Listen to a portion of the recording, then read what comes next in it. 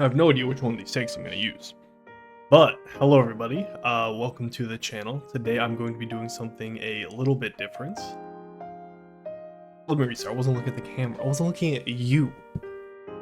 Alright. Hello everybody, welcome back to the channel. Today I'm going to be doing something a little bit different. I'm going to be doing a budget guide, budget deck tech if you will, on a Magic the Gathering deck of mine. Magic the Gathering is a game I hold very dear to my heart. I've been playing for around a decade now, and I think I'm pretty good at it. I like to think at least. I have, as you can see here, 37 decks made. Not all of them are actually made. Like this Plarg deck isn't actually made. But most of these decks, except for 2 of them, are completely made. And today, I'm going to be talking about my partner equipment deck, which is a semi-budget deck. So this is supposed to be a budget guide. However, what is budget is kinda in the air a little bit. Some people, I know especially back when I started playing Magic, a budget deck was say a $40 modern deck. But as we go further in time, what is budget will change, because right now, if you're looking down there, this deck is around $205. I don't think I have this deck on update to cheapest, so I'll do that real quick. Yeah, so $196. This deck is just below $200. So looking at a 100 card deck, we're looking at $2 on average per card. I don't think that is too bad. Now, obviously, you can buy a precon for $50, $60. Sometimes they'll be marked up, but around there, and you can get a solid deck right out the get-go. And I highly recommend that, especially if you need to go even more budget than this. But for me personally, a budget deck is $200 to $250 or less, especially in EDH with 100 cards. Some people define budget as, say, no individual card being more than $5, stuff like that. I tried to do both with this deck. I'm not entirely sure, but I suppose I can do a quick run through. Yeah, like this is a $10 card. I do run some cards that are over the $5 range, but all in all, this deck is $200. So I do think that this is a budget deck. If you don't think this is a budget deck, let me know in the comments. Tell me what you think a budget deck would look like, cost-wise, card-wise, how you think that should work, and maybe I will make a video making a budget deck based on your budget. But for now, we are just going to get right into this. Our commanders are Arden and Rograk, a partner pairing. Now, just by reading them, you can kind of tell what the deck is. So this is a 0-mana creature, it has First Strike, Menace, and Trample on it, right? Those 3 keywords are huge. Menace means you're not going to be getting blocked, especially turn 1 and 2, because people are only going to have 1 creature, and they usually aren't going to want to block with it. First Strike, he's pretty protected, and Trample means he can get through even if they have blockers. Now, looking at him, he's a 0-1. That's fine. This is an equipment deck. This is honestly not even just equipment. I do run a little bit of auras in here as well, but this is all about making an individual creature bigger. We aren't going to have a lot of creatures in this deck. In fact, I'm pretty sure. Yeah, I have 11 creatures, and most of them just are bonuses to other things. So your goal is not going to be going wide. Your goal with this deck, instead of going wide, is to be getting Rograk on the field, and then equipping them with stuff and smacking people and killing them with commander damage. Your goal is to kill people as fast as possible. This deck is fast with no breaks. And when you crash hard, but by God, we're going fast. Arden, 3 mana, 2/2. At the beginning of combat on your turn, you can attach any number of aura and equipment you control to target permanent or player. You're only targeting Rograk. And the only time you are not going to target Rograk is if they removed your Rograk. Then you're going to target Arden himself, or one of these other random creatures that are in here. But the goal is to get on Arden, or on Rograk, so that way you can get that commander damage in. You only need 21 damage, you do not care about their life total. If they're playing a life gain deck, you don't give 2 fucks. If they're, probably shouldn't be saying that word. If they're playing something else, you don't care. You're trying to get that 21 commander damage and they are gone. So, to get there, how are we going to get there? First things first, we need card draw. every single deck that you run should have card draw. This deck only runs 5. Why? Because we're hoping to not need to draw a lot of cards to kill people. We're hoping to kill them as fast, what was that? As possible. So we run this. We're starting with Akiri, where you attack the player with one or more quick creatures, draw a card. So every time Rograk's going in, he's a 0-drop, you're having him turn 1, you're drawing a card. It's not the best, but we also run Armory Paladin, a new card from the Fallout set. Whenever you cast an aura equipment spell, exile top card of your library, you can play that card. Now it's not card draw, but it's card advantage, basically card draw. Every time you're casting aura equipment, you're getting something else, probably an aura equipment. And then you're going to get another. It's really good, if it works out right. Excuse me. Pure Seal Paladin. When equipment enters the battlefield under your control, you can draw a card. That's really good. We have a lot of equipment. Hopefully we draw more equipment to draw more equipment. Sorry, I hit my mic there. SRAM, same thing, except this guy is aura equipment or vehicles. We don't run any vehicles in here. We don't care about that last part. We care about, what was that? Equipment. And last but not least, Wild Wasteland. You skip your draw step. By the beginning of your upkeep, you exile top 2 cards of your library and you can play those this turn. Now you may be looking at this card advantage, you're saying, but Wyatt, what happens if I can't cast those? Then they're just exiled for good. We're going to take a little detour, and we're going to go down to our curve here. And you're going to take a little peek at this, and you're going to see most of the cards in your deck are 1 to 3 mana. So you should be able to be casting stuff. I do have one thing that's 9 mana. That is Blasphemous Act. That is not actually 9 mana. I do have 2 6 mana things, Assure Command and Farewell. If you're casting these, you've already lost. They're only in here for the bare minimum, like, holy shit, I need this. Really, you shouldn't be getting to 6 mana. Your goal is to be killing a player by turn 3 and the other 2 each turn after that. So you should only be ever beginning up to 5 mana. We're gonna go back up now. That's our card draw. Now, we were just talking about not being able to cast all these things. This is cost reducers in this deck. This is going to help you be able to cast all these things that you're drawing into over and over and over again and run through your deck as fast as possible. We're starting with Codsworth, another new card from the Fallout, it's not a set, the Fallout decks. Another new Fallout card. Man, do I love these new Fallout cards. It's what inspired me to make this deck. Codsworth, oh, phenomenal. Your commanders have Ward 2. So your Rograk and your Arden are both going to be protected going forward. Not only that, but he also taps for 2 mana. So if you go over to our ramp, look who's here. Codsworth. Because he taps for 2 mana that you can use on on aura and equipment. Mwah. We love that. We love Codsworth right here. And that's not what... Last but not least on him is you can tap him to attach something you control at sorcery speed. Now it's only a one-time effect, right? You tap it to do it, you can only do it once. So he's a mini Arden on there, but he also protects your commander and he gives you mana. Codsworth is phenomenal if you run an equipment deck, an aura deck.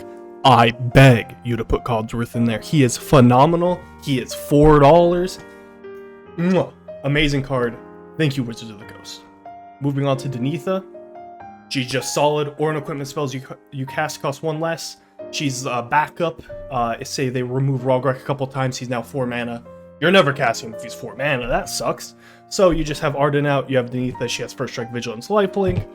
She hits hard, she'll gain you life. It's good for you, she's a great protector. Forge anew. ETB, return an equipment card from your graveyard to the battlefield. Recursion, love Recursion. Can't get enough of that, and as long as it's your turn, you can activate equipment abilities at any time. Combat shenanigans. Normally, you're only running with Rograk. Sorry, you're only swinging with Rograk. Just go ahead and swing with Arden as well, and if they block the Rograk, move everything over to Arden. Easy peasy, they still die if they get hit with 21, and that's what you want. Now, something to be said about commander damage. It is per commander, so you need to get 21 with either Rograk or Arden, not combined. But that's fine, you're trying to get 21 in one hit. Trying to KO, knockout punch, easy. And it's the last ability on here. You can pay 0 rather than the equip cost for the first equip ability. It's reducing the cost of your first equip. That's why it's in here in the cost reduce area. Inventory management. It's a one-time Arden. Split second. So let's say you have Rogrek out. You go to equip the boots to it. There's a couple pairs of them.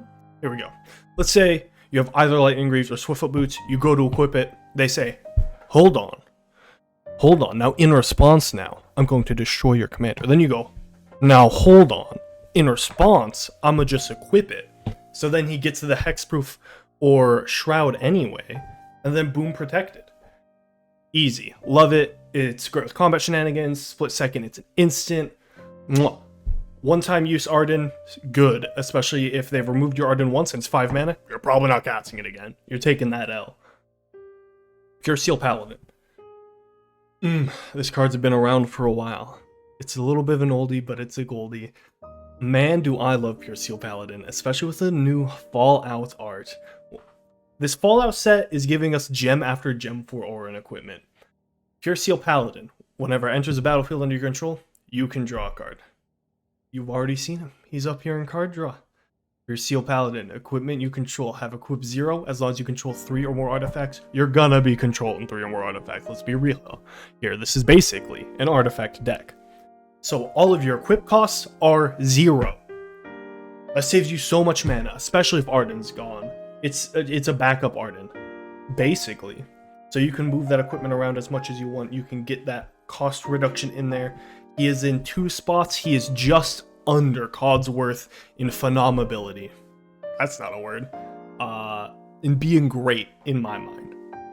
Last but not least, Cigar Dizade. You can cast aura and equipment as though they had flash. Instant speed, combat shenanigans. We love in this deck.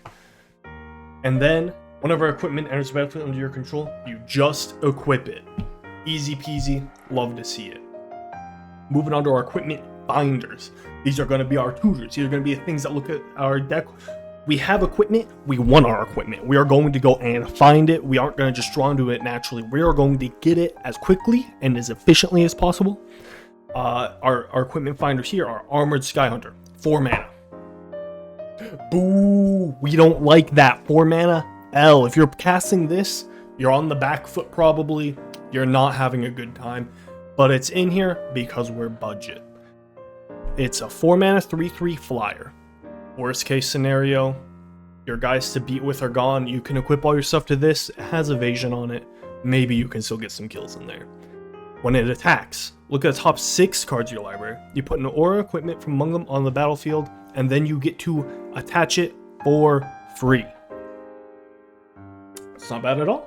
It's if you do hit that late game, late game being 4, right? You swing with him. You find something, equip it to him, and hopefully you're getting that kill in there. Nahiri, Heir to the Agents. 4 mana, 4 loyalty. She has a +1. It's alright. You get a 1/1, you can attach something to it. But really, you're going to be -2ing her. You're going to slap her on the field, you're going to look at the top 6 cards of your library, you're going to reveal an equipment, and you're going to put it into your hand. It's kind of an L. It's 4 mana. She also has that -3 on there to deal damage equal to the number of equipment you control. Equal to twice the number of equipment you control. That's super good. Love it. Might be able to just kill a creature that's in your way. She's okay. Open the Armory. Open the Armory, one of our best equipment finders. It's a tutor for aura equipment. Reveal it, put in your hand. 2 mana. Love it. Relic Seeker. 2 mana, 2/2 with a Renown 1. Whenever it becomes renowned, you can search your library for an equipment card. That kind of sucks. You need to hit with this on a player to get your renown. So you're gonna already kind of needing your other equipment out to be able to land the hit. When it does work, love it. It's in here because it's a budget deck. There are better options out there. Seal Shaper's Gift. 1 mana. Search your library for an equipment card, reveal it, put it into your hand, shuffle. Love to see it. Love to be it. Easy. Now, we have 1 equipment with abilities in this section here. It is Lion Sash. 2 mana, 1/1. It's not going to be a 1/1, it's going to be equipped. You can pay 1 to exile a card from a graveyard. If it's a permanent card, put a +1/+1 counter on Lion Sash. And equipped creature gets +1/+1 for each 1/1 counter on it, and you reconfigure to equip it. You're going to be playing it, you're going to be equipping it. All of your equip reducers reduce this because this is technically an equip ability. This is great because that one mana ability doesn't tap your creature. You can do as much as you want. If they are playing a recursion deck or even a deck with recursion, you just target whatever hits their yard whenever it hits their yard and you get rid of it as much as you want, as long as you have the mana. It's okay to get early game, you'd rather get other stuff. But if you do get it mid to late game, it is very good, especially against the right decks. Now we are going to be moving on from the bread and the butter to the main meat here, to the main juicy part of our deck. The part that we're all here for and we love. This is the equipment to smack with. This is the equipment that you ought to get, and you want to get on Rogrek as fast as possible so you can get that 21 damage in, so you can be fast. We're starting off with all that glitters. It's an enchantment. You enchant 2 Rogrek, it gets +1/+1 for each artifact enchantment you control. If it's the only one you have, they get +1/+1. That's okay. But in this set, you're going to be having a lot. It's just getting bigger and bigger the later into the game you get. Phenomenal card. I regularly see it giving +7/+7, +8/+8, even more than that, especially when you reach the late game, which you don't want to reach, but if you do reach it, this card is there for you. We have Angelic Gift. Gives a creature flying, draw a card. The reason it's in the equipment to smack with is because it gives your creature, Rogrek, evasion. It's in the air now, it's harder to stop. Also has menace, so you're more than likely going to be hitting people with it. And when it ETBs, you draw a card. Love to see it. Now, Argentum, I don't even know how to say that. Argentum, we're going with that. Armor. It's 6 mana. It sucks that it's 6 mana. If you can ramp into it, it's really good. If you have Codsworth, it's really good because the creature gets +6/+6, and when it attacks you, destroy target permanent. Any permanent. Something's in your way, like they have a blocker, kill it. They got something that makes it so you can't attack. Well, I suppose you need the attack tree to get it, but kill it. It's very good. If they have a land you don't like, kill it. Blackblade Reforged is our next one. It is a 2 mana, 3 mana to equip it. We aren't going to talk about equip costs really. This is equip cost 6. You're not paying 6 for that. You are equipping it for free with Arden or one of your other Arden-like abilities. Blackblade Reforged. It gets +1/+1 for each land you control. Another card just like all that glitters. The earlier you get it, the worse it is. But even at the worst, it is great. And it just gets better from there. Moving on to Bloodforged Battle Axe. This is something that I was not entirely sure if I liked in the deck. But I've played a few games now, and I've come to very much enjoy Bloodforged Battle Axe, especially when you get into those grindier games where you're swinging every turn for 6+ turns. Whenever this kill deals combat damage to a player, you create a token that is a copy of Bloodforged Axe. So when you hit again, you make 2 more. So now you have 4, then 8, and then 16. It gets very out of hand, very fast, and most people don't think to remove it. They're usually removing your other equipment. So usually you can have a lot of them, and with the free equips, you don't care that all of them have equip 2. You just equip 8 of them at once. That's +16 damage. You're probably killing somebody. Moving on to Colossus Hammer. All enchantment decks know Colossus Hammer. This is the equipment card. It's the 1 mana +10/+10 and loses flying. You don't care about that loses flying. You care about that +10/+10. Equip cost 8. You're not going to be paying 8 for that. This is a 1 mana +10/+10 to Rogrek. You are going to try to copy this. I will go show the card later, but there are cards that copy, and you are going to copy it every chance you get, and you're going to give Rogrek +20/+20, and you're just going to kill people. Moving on, Fire Shrieker. Equip creature has double strike. You know what's better than 10 damage? 20 damage. It's phenomenal. Now, Grim Reaper's Sprint is another one of the new Fallout cards that I really enjoy. It costs 3 less if a creature died this turn, so more than likely, if you swing and then somebody blocks, easy. This is a 2 mana enchant creature. When Grim Reaper's Sprint enters the battlefield, untap each creature you control. If it's your main phase, there's an additional combat after this. Enchanted creature gets +2/+2 and ace. So let's say somebody has 1 blocker, you swing with Rogrek because you don't have trample. They block, it dies, you have 2 mana left. You cast this, there's another combat. Easy slap. I haven't gotten to use this card yet that effectively, but it is a very good card, and I think the ceiling for it is very high. Moving on to Idolize. It's 2 mana. Enchanted creature has when this creature attacks alone, it gets +X until end of turn, where X is the number of non-land permanents you control.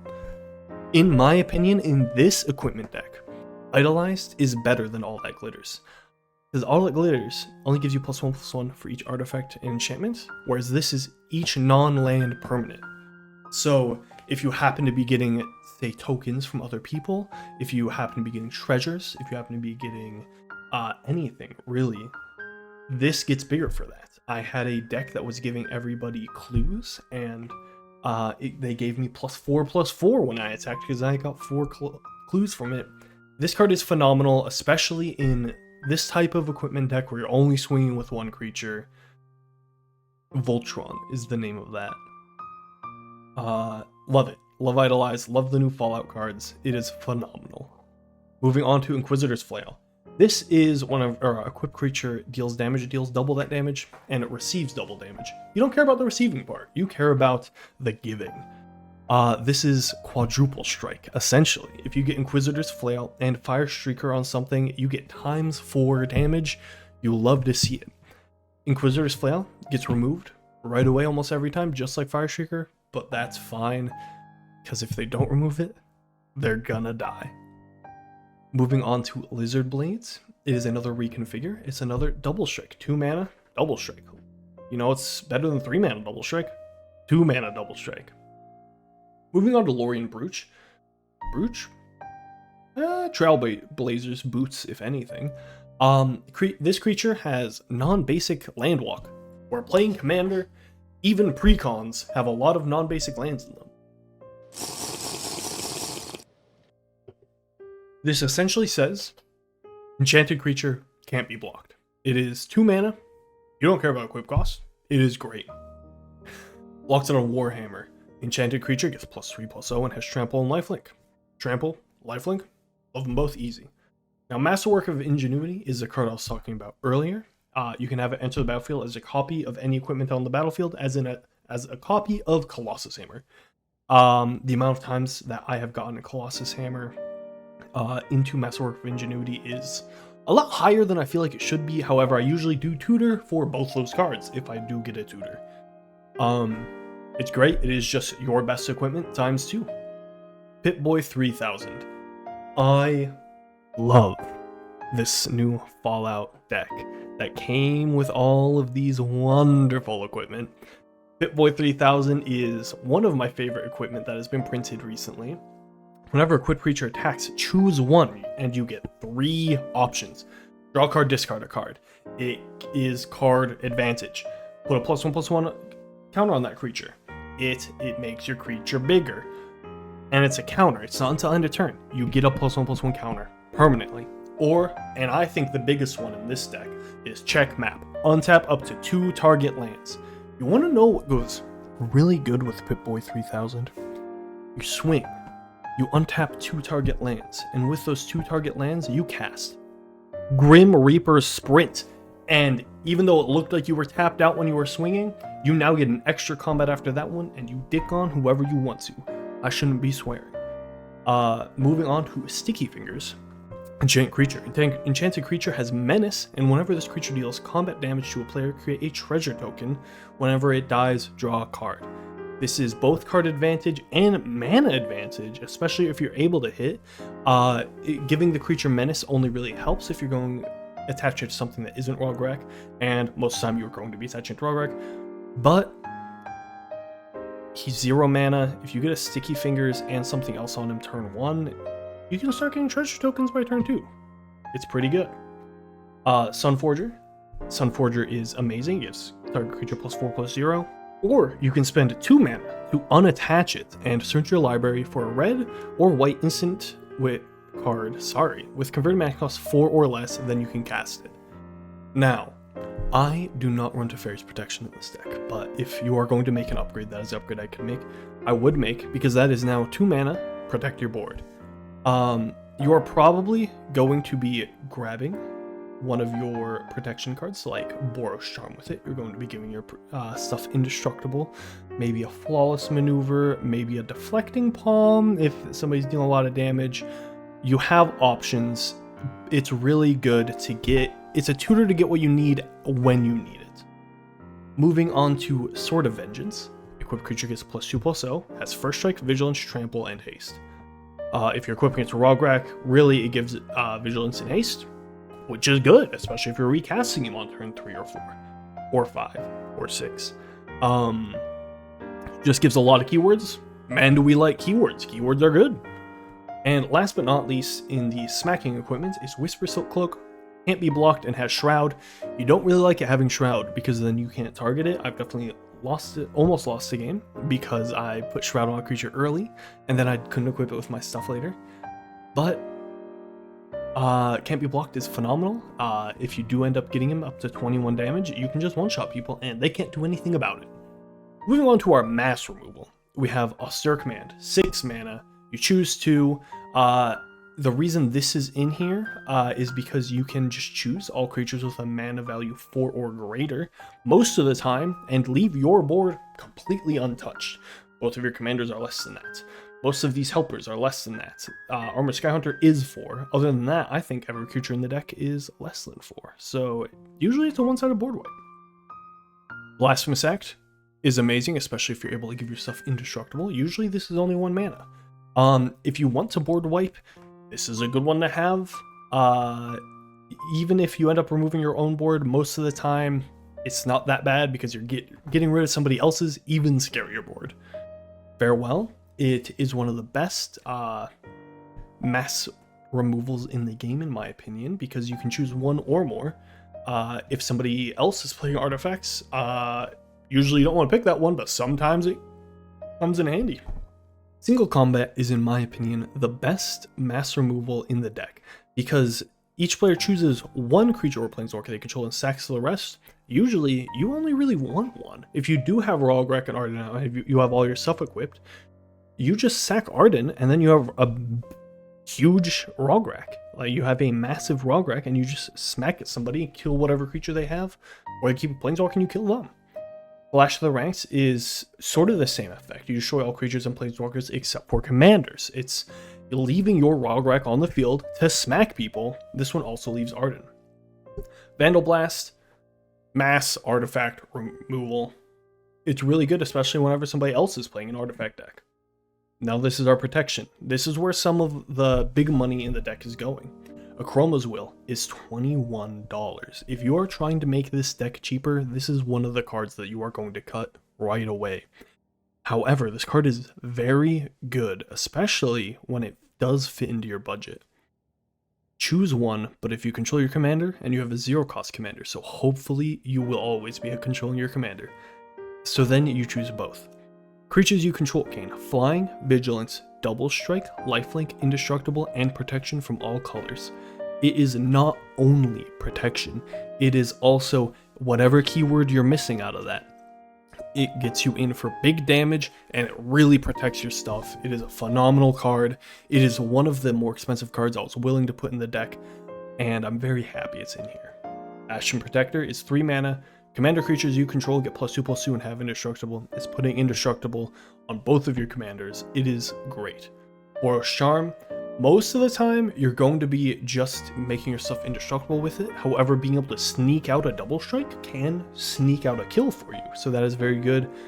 Very rarely going to be dealing 4 damage or something. But if it does come up, then you're thankful it's there. Codsworth. Talked about Codsworth before. Very good, giving your commanders Ward 2 in this scenario. Deflecting Palm. I like to use Deflecting Palm if somebody is going to block and kill your commander. You can just stop it and send that somewhere else.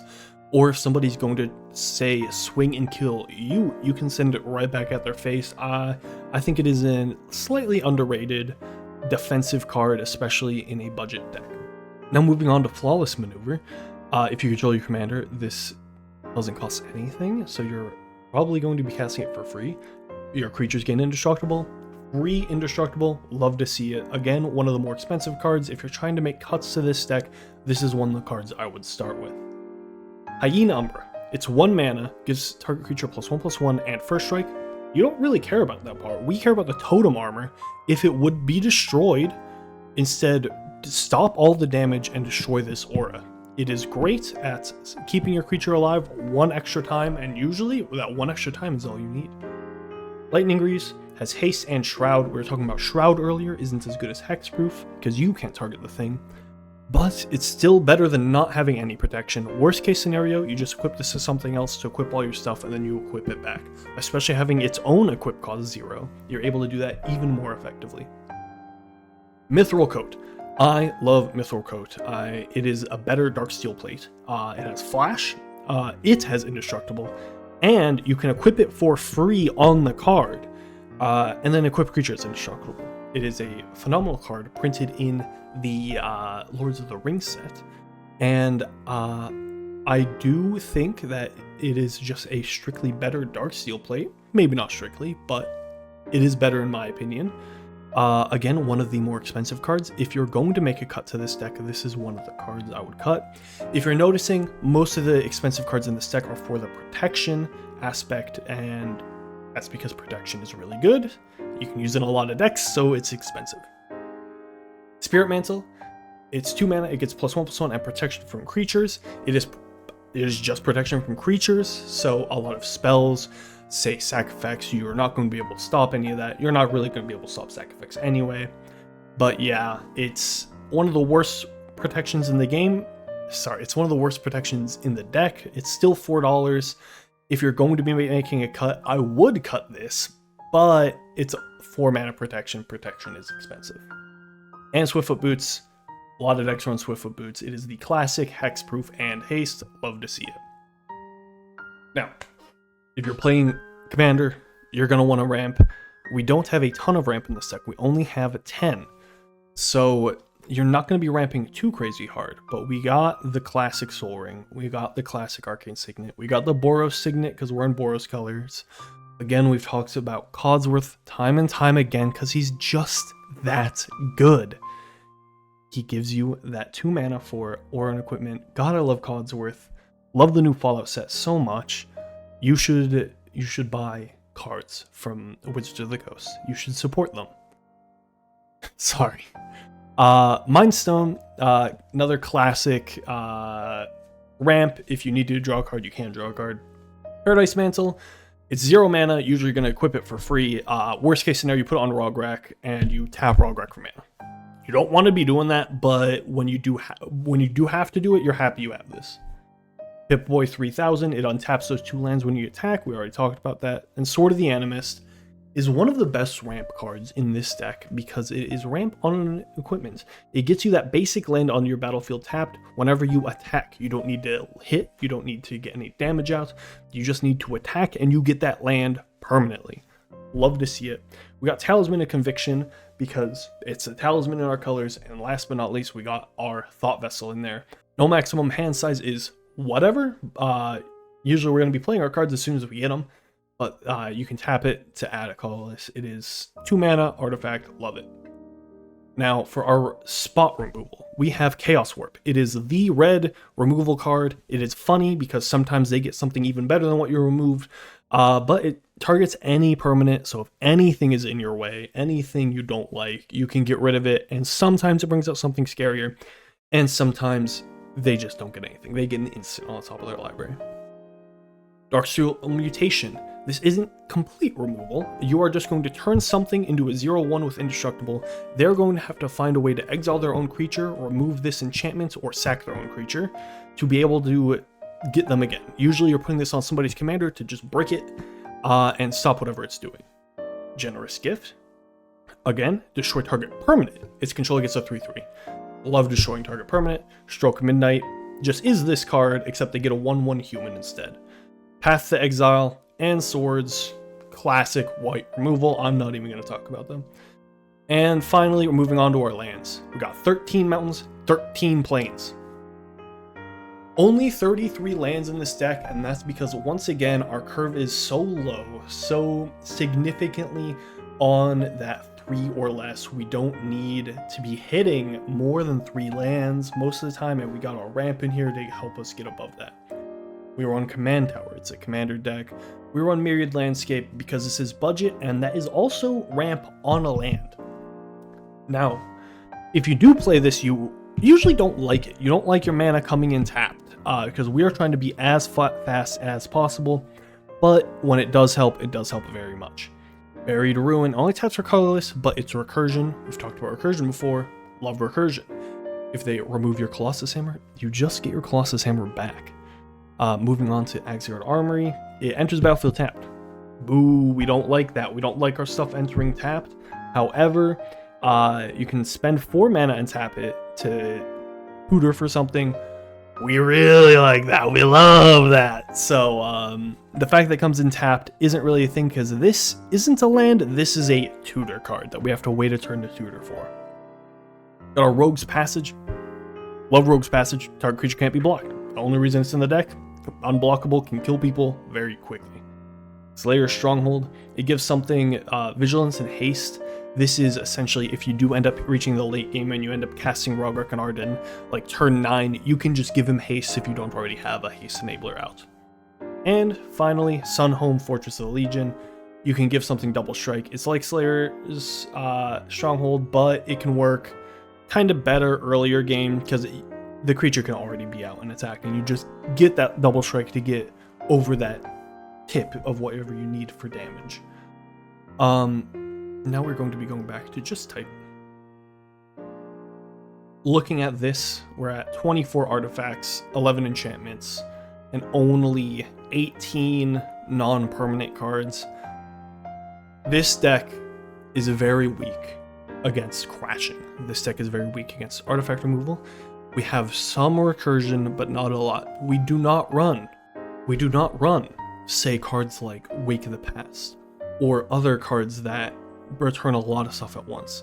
If there is a change you're going to be making to your deck, I would recommend trying cards like this out, especially if you're trying to make the deck cheaper. You can cut some of these more expensive protection cards, and you can put in the recursion cards in their place. I prefer to go with more protection, so that way they aren't getting rid of in the first place. However, especially if you can't go as fast as you want. Let's say the people you play against normally, they also play fast decks, so they're able to keep up with you and then remove your stuff, and they're able to go into the late game further. Then I would definitely add more stuff like Wake the Past. But this deck, as I have it here, is meant to go as fast as possible. You are trying to kill people on turn 3. You are trying to continue killing people until turn 5, and there are no more opponents left to kill. If you reach turn 8, you've already lost. This deck is very fun because you're doing so much so fast, and you are the threat. Usually you can knock 1 or 2 players out easily before anybody is able to stop you. And then, in my opinion, you've done your thing. This is one of those decks where your goal is to kill a player, and that is it. Unfortunately, you are not going to be winning a ton of games with this deck. However, if you're just trying to get the game out quick, if you're trying to just play fast, this is the deck for you. I love it. I have a couple of gameplay videos that I have recorded, and I'm hoping to record a couple more, and I will hopefully post a video of me playing through the deck. I'll be talking about what a good starting hand looks like, what you should mulligan for, stuff like that. This is just the base deck tech. I talked a little bit about what cuts you can make and what cards you could add in place of those cuts if you're trying to make it cheaper. Now, if you're trying to make the deck more expensive, Teferi's Protection is the card I would add instantly. I love Teferi's Protection. If I'm playing a white deck, I put Teferi's Protection in there, especially if it's not a budget deck. Phenomenal card. Other than that, I would run more tutors. I would run better equipment. So I run some cheap equipment that is just kind of worse. Run some cheap enchantments that are just kind of worse. I'm only running the one Nahiri. There are, like, Stoneforge Mystic. There are a lot of ways that you could make this deck more expensive if you have those cards or if you're looking to make a non-budget version. But this is the budget version that I have grown to very much enjoy, especially with the new Fallout set. Man, do I love that Fallout set. It is what inspired me to make this deck. Honestly, I really do think that you should make your equipment decks with green now, because they added a lot of very good green equipment cards. I think that whole commander deck, I think all the commander decks out of this set are phenomenal, and man do I love Magic the Gathering. I hope that you all will join me in the next episode. I will probably be doing more deck techs. The next episode after this one should be the gameplay videos. I have all of these decks that I have that I would love to do deck techs about. In my opinion, all of these decks are super fun. Even if they aren't that good, I think making a deck with a purpose to achieve is fun, even if that purpose isn't winning the game. I also do love me some competitive EDH. Most of these decks aren't made. In fact, only 4 of these decks are made. But I would like to get more into CDH. I'm not going to be making any content on it yet. I personally don't think I'm good enough. But hopefully before too long, I will be getting to that level where I can shower a little bit of CEDH on you, and you can get the bug like me. Hope you all enjoyed this little deck tech I made, and have a great rest of your night, or day, whatever you're doing.